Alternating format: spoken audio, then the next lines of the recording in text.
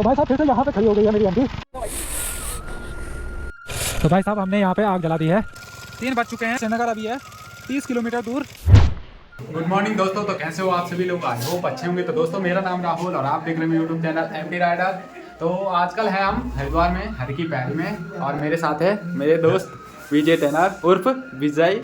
और ये देखो भाई साहब, कल रात को आए थे तो वीडियो नहीं बना पाए, तो मैंने सोचा अभी सुबह बना लेते हैं। तो कल रात कुछ इस प्रकार के बिस्तर में पड़े हुए थे हम, और चलो चलते हैं अब शोरूम की तरफ। पहले इसकी बाइक की सर्विस करेंगे और फिर हमारी बाइक की सर्विस होगी। तो चलो यहाँ से चेक आउट करके मिलते हैं आपको सीधे।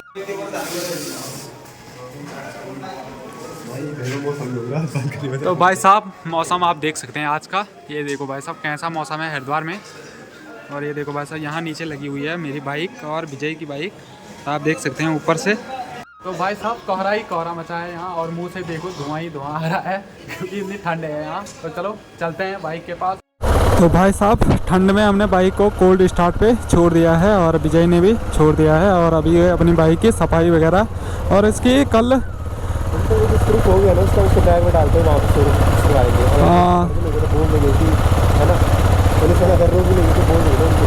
हाँ वो तो है।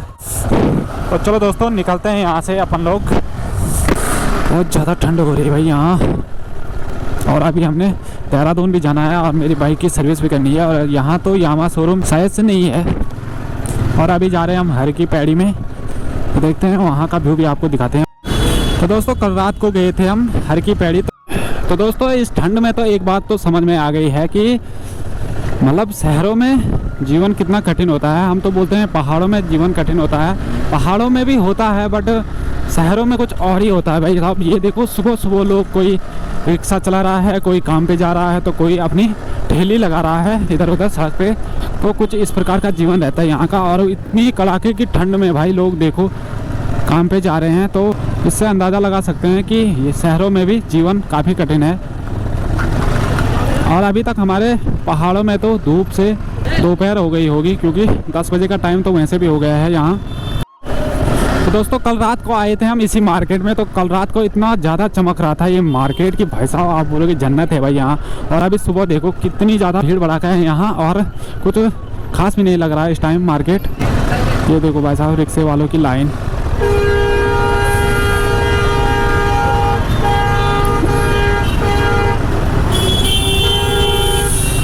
अभी आ चुके हैं हम हर की पैड़ी के जस्ट पीछे वाले मार्केट में। यहाँ पे रुके हैं भाई साहब। क्या बात है भाई, क्या करना है? तो यहीं पे हम बाइक पार्क करेंगे। तो फिलहाल कुछ इस प्रकार हमने अपनी बाइक पार्क कर दी है, मैंने सीधे में और इसने टेढ़े में कर दिया है। और चलो चलते हैं, आपको कुछ अच्छे से लोकेशन पे कुछ अच्छा सा व्यू दिखाते हैं। ये है गंगा नदी, और माना जाता है कि गंगा नदी में नहा के लोगों के पाप धुल जाते हैं, और इसलिए लोग हरिद्वार में आते हैं नहाने के लिए। और आप देख सकते हैं इतनी मतलब हज़ारों की तादाद में लोग यहाँ आए हुए हैं। और ये देखो भाई साहब कोई नहा रहे हैं, तो कोई पूजा पाठ होता वो कर रहे हैं। और ये देखो भाई साहब इतनी ठंड में भी लोग नहा रहे हैं, तो कुछ तो बात होगी इस नदी में और इस पावन धरती में। और ये सामने रहा आपका घंटाघर। अबे साले तभी। और ये देखो भाई साहब कुछ इस प्रकार का लोकेशन है। वैसे धुंध की वजह से कुछ साफ दिखाई नहीं दे रहा होगा आपको, पर जो भी है बहुत सुंदर दृश्य यहाँ आपको देखने को मिलेगा। भाई साहब ये देखो यहाँ पे फ्रूट वगैरह और ये डब्बे वगैरह पानी कैरी करने के लिए, क्योंकि यहाँ से लोग काफ़ी पानी वगैरह ले जाते हैं अपने घर में, अपने मंदिरों में रखने के लिए। तो यहाँ का पानी काफ़ी शुद्ध माना जाता है, इसलिए लोग यहाँ का पानी बोतलों में कैरी करके घर ले जाते हैं। और ये देखो आसपास कुछ इस प्रकार का माहौल है। और ये देखो कोई नहा धो के रेडी हो चुके हैं, और हम तो भयंकर खाली मुँह ही धो के आए हैं यहाँ। और लोगों पे देखो क्या गर्मी चढ़ी हुई है। हरिद्वार में हमेशा आपको मेला जैसा फील होगा, क्योंकि यहाँ काफ़ी ज़्यादा दुकानें और काफ़ी ज़्यादा संख्या में लोग आपको मिलेंगी। धनुष पुल कुछ धनुष के आकार का होगा ये पुल, इसलिए इसका नाम धनुष पुल रखा हुआ है। इसका जो ढांचा है वो धनुष की तरह दिखाई देगा आपको। ये देखो यहाँ से आप देख रहे होंगे कि जो इस पुल का ढांचा है वो धनुष के आकार का है। और ये देखो भाई साहब यहाँ पे दुकानें वगैरह कितनी अच्छी अच्छी प्यारी प्यारी गुड़िया है। अगर मेरे घर में भी कोई गुड़िया होती तो मैं उसके लिए ले जाता गुड़िया, और इसके घर में है गुड़िया तो ये कहाँ ले जा रहा है? अच्छा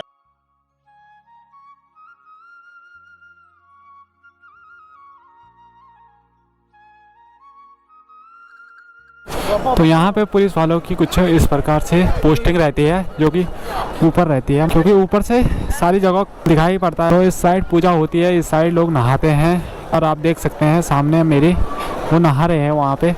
तो आसपास का कुछ इस प्रकार का माहौल है। दिखाने के लिए तो बहुत कुछ है, पर कुछ दिखा नहीं पा रहा हूँ क्योंकि बहुत ज़्यादा धुंध लगी हुई है।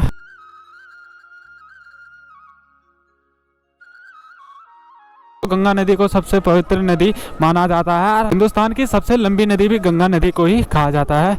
Few moments later. तो चलो दोस्तों, हर की पैड़ी को बाय बाय कहने का टाइम आ चुका है, और अब हम जा रहे हैं देहरादून, और उसके बाद देहरादून में अपनी बाइक की सर्विस करके जाएंगे आज रात को घर। जो नहीं आ पाते हैं हरिद्वार, तो वो इस वीडियो के माध्यम से यहाँ से रूबरू हो चुके होंगे। तो आप देख सकते हैं आसपास। तो चलो दोस्तों, चलते हैं हम भी, क्योंकि हमको भी देर हो रही है और हम भी जाएंगे अभी देहरादून।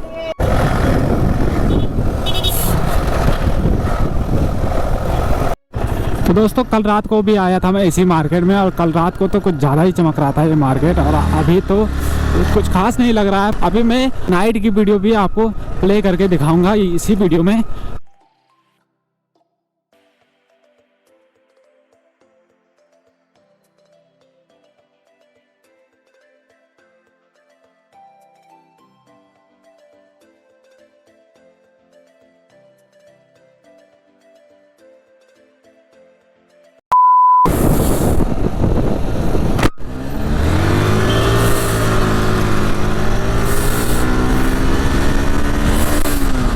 ओ भाई साहब, कैसे भगा रहा भाई ये बाइक। जैसे ही खाली रोड देखी इसने तो बाइक भगानी शुरू हो गई भाई इसकी। तो भाई साहब, इसको अपने शोरूम के बारे में पता नहीं है, और पता नहीं कहाँ कहाँ दौड़ा रहा है आदमी को। और अभी मैंने इसको अपना फ़ोन दे दिया है, और उस पर उसने गूगल मैप खोल दिया है, और अब करूँगा मैं इसको फॉलो, क्योंकि मुझे भी नहीं है पता,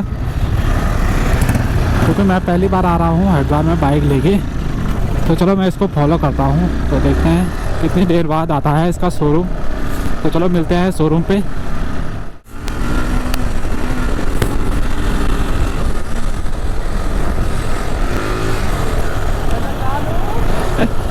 जी दादी। फाइनली दोस्तों पहुंच चुके हैं हम इसके शोरूम में, और ये रहा KTM का शोरूम, और मैंने भी अपनी यामा की बाइक यहाँ पे पार्क कर दी है। तो चलो कोई नहीं, KTM यामा स्पोर्ट्स बाइक है तो दोनों चलती है। तो ये देखो बजाज KTM शोरूम। तो दोस्तों, लगभग 1:30 बज चुके हैं, अभी तक इसी की बाइक की सर्विस नहीं हुई, और अभी भाई साहब टाइम काफ़ी हो चुका है। तो क्या कहना चाहोगे आप, कि आज पहुंच जाओगे घर? पहुंच जाएंगे, चाहे रात जाना पड़े, बस ज़्यादा जरूरी है।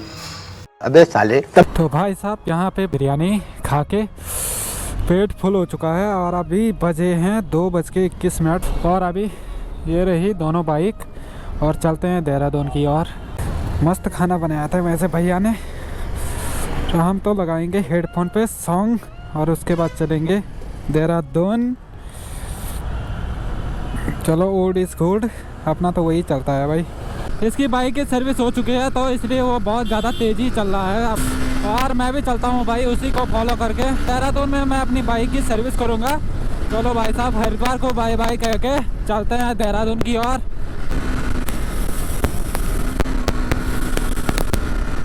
भाई साहब, इतनी ज़्यादा ठंड हो रही है भाई, बाइक भगाने का तो एक मन भी नहीं कर रहा, पर क्या करे भाई साहब, जल्दी पहुंचना है तो भगाना पड़ेगा बाइक को। डर भी लग रहा है ऐसे ट्रैफिक में बाइक भगाने के लिए।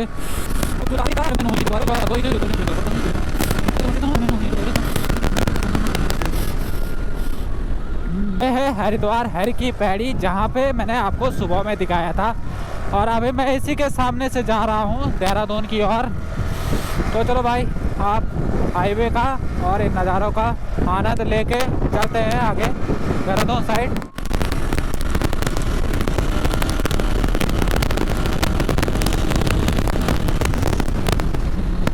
मुझे सबसे अच्छी बात अपनी बाइक की यही लगती है कि एकदम से कंट्रोल हो जाती है भाई हाथों पे ना, एकदम से नेक्स्ट लेवल ब्रेक है इस पर। बहुत ही ज़्यादा सेटिस्फाई वाली फीलिंग आती है जिस टाइम ब्रेक लगता है। ये रही NH07 देहरादून मार्ग।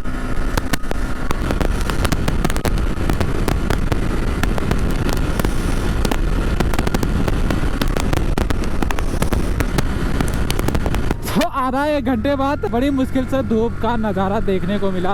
Welcome to Dehradun. देहरादून में प्रवेश हो चुका है हमारा। और ये देखो भाई साहब, देहरादून का ट्रैफिक भी हरिद्वार की ट्रैफिक की तरह ही है, बिल्कुल कंजेस्टिंग ट्रैफिक लगता है यहाँ भी। चलो दोस्तों, मिलते हैं आपको सीधे शोरूम के पास। Few inches later. तो भाई साहब पोपट बन गया मेरा। यहाँ बोल रहे हैं 20-25 हज़ार का खर्चा आएगा, और रुद्रप्रयाग में पूछा था मैंने तो वहाँ बोल रहे थे 10-15 हज़ार का, और अदर साइड में पूछा था मैंने किसी लोकल रिपेयर सेंटर में पूछा था तो वो बोल रहे थे 8-9 हज़ार में काम पूरा हो जाएगा। तो किसकी बातों पे विश्वास करे, ये तो भगवान ही जाने। पर कोई नहीं, अब इसको ले जाऊँगा मैं सीधे रुद्रप्रयाग में। देखा आपने लापरवाही का नतीजा। काफ़ी रात हो चुकी है और आप देख सकते हैं देहरादून का ट्रैफिक। इंडियन फ्लैग को सलाम करते हुए आज के ब्लॉग को यहीं पे रखते हैं। आई होप आपको आज का ब्लॉग अच्छा लगा होगा। अच्छा लगा तो like and comment and subscribe my YouTube channel. बने रहे मेरे साथ ऐसी ही वीडियो में। तब तक के लिए जय हिंद, जय भारत दोस्तों।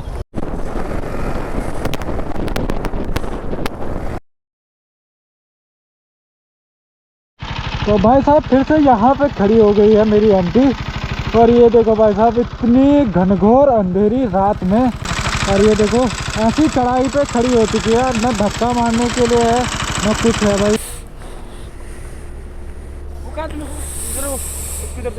खराब है, अंधेरे दे दे, अरे दे भाई, खराब चीज़ें काम आती है रात को। बहुत अच्छा लगता है जब कोई हेल्प करता है भाई साहब, तो थैंक यू सो मच मेरे भाई।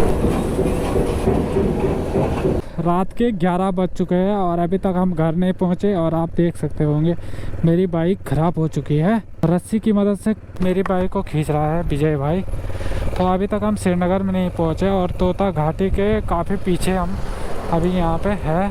एकदम से ख़राब हो गई यहाँ पीछे पे बाइक। अभी हम जा रहे हैं शिवपुरी में और अभी तक तोता घाटी भी नहीं पहुँचे, क्योंकि तोता घाटी से थोड़ा न्यूट्रल रास्ता पड़ता है, तो न्यूट्रल रास्ते में थोड़ा बहुत एडवांटेज मिल जाती है हमको।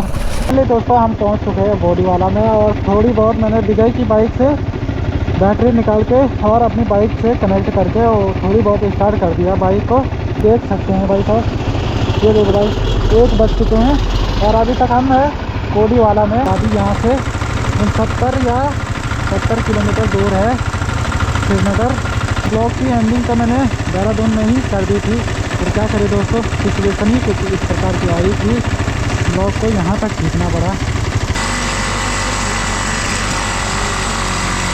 तो भाई साहब गोप्रो की बैटरी पता नहीं कभी कम हो रही, कभी ऑटोमेटिक ही बंद हो रही है। और हम अभी आ चुके हैं तोता घाटी से काफ़ी आगे पहुँच चुके हैं हम देवप्रयाग में। और अभी विजय भाई के पीछे एक बाघ पड़ा, जो कि एकदम से मतलब पीछे से आया तो दौड़ने बैठ गया उसके पीछे। पर मेरे दिमाग में तो कहीं टेंशन बैठी हुई है, तो मैं ज़्यादा इधर उधर नहीं देख रहा हूँ। तो भाई साहब वो बोल रहा कि मेरे पीछे भाग रहा था भाई, भाग। आवाज़ भी पूरी बैठ चुकी है मेरी, गले में इतना जोर का दर्द हो रहा है कि कुछ बोल भी नहीं पा रहा हूँ। फिर भी दोस्तों आज की जो कंडीशन है बहुत ही ज़्यादा दयनीय कंडीशन है मेरी। वो तो भाई साहब मेरे साथ विजय भाई था, तो उसने कैसे भी करके हैंडल करके मुझे यहाँ तक पहुँचा दिया है। लगता है पूरी रात भर राइडिंग करने के बाद ही पहुँचेंगे घर, और पहुँचेंगे कि नहीं पहुँचेंगे ये तो खुदा ही जाने। क्योंकि भाई साहब मेरी तबीयत इतनी ज़्यादा ख़राब हो रही है, मेरे पीछे पीठ में इतना ज़्यादा दर्द हो रहा है भाई ठंड की वजह से, क्योंकि ओस इतनी ज़्यादा पड़ रही है अभी। और हेलमेट का कांच भी नहीं लगा सकता मैं, क्योंकि हेलमेट का शीशा लगा दिया तो उससे मुझे दिखाई नहीं देगा सामने का। तो चलो कोई नहीं यार, भयंकर आज घर तो पहुंचना ही है। तो दोस्तों हम पहुंच चुके हैं श्रीनगर के 20 किलोमीटर पीछे, और यहाँ पे अभी हम आग जलाने का सामान इकट्ठा कर रहे हैं। और विजय भाई वहाँ गए हैं सामान इकट्ठा करने के लिए। मैंने भी थोड़ा बहुत घास फूस इकट्ठा कर लिया है, क्योंकि बहुत ज़्यादा ठंड बढ़ रही है भाई यहाँ। तो भाई साहब हम यहाँ पे आग वगैरह जलाएंगे। तो हमने यहाँ पे आग जला दी है, अब थोड़ी आग सेक के मिलते हैं आपको थोड़ी देर बाद। तो भाई साहब ऐसी रात हो और ऐसी खटारा बाइक हो और उसके साथ आग हो तो मज़ा ही कुछ और है। और भाई साहब मैंने तो अपनी बाइक स्टार्ट ही छोड़ रखी है, क्योंकि वो एकदम से उसकी बैटरी लो हो रही है ठंड के कारण। थकान भी बहुत ज़्यादा लग गई है और टाइम भी बहुत हो चुका है। आप देख सकते हैं मेरी घड़ी में 3:40 हो चुके हैं। और अभी कहाँ जाएंगे इतनी रात को, ऐसे दोस्त को कॉल कर दिया था कि हम तेरे रूम पे आ रहे हैं। तो यहाँ से श्रीनगर अभी है 30 किलोमीटर दूर। तो अभी देखते हैं क्या होता है और कितने बजे पहुँचते हैं श्रीनगर में। तो मिलते हैं आपको सीधे श्रीनगर में। One eternity later. तो फाइनली दोस्तों पहुंच चुके हैं हम श्रीनगर में और यहाँ पे मैंने अपनी बाइक पार्क कर दी है मेरे पीछे पे। और ये देखो भाई साहब, अब हम दोनों जाएंगे रोहित के रूम पे। तो चलो रूम पे ही मिलते हैं रोहित के पास। तो फाइनली दोस्तों पहुंच चुके हैं कमरे पे और ज़्यादा न कहते हुए आज के ब्लॉग को यहीं पे समाप्त करते हैं। तो आई होप आपको आज का ब्लॉग काफ़ी दयनीय लगा होगा। दयनीय लगा तो like and comment and subscribe my YouTube channel. और मिलता हूँ मैं आपको एक नींद सोने के बाद। तब तक के लिए आप उठ जाओ और बर्तन वगैरह और जिसको जहाँ काम पे जाना है जाओ। और हम तो चले एक नींद सोने। बाय बाय दोस्तों, गुड मॉर्निंग।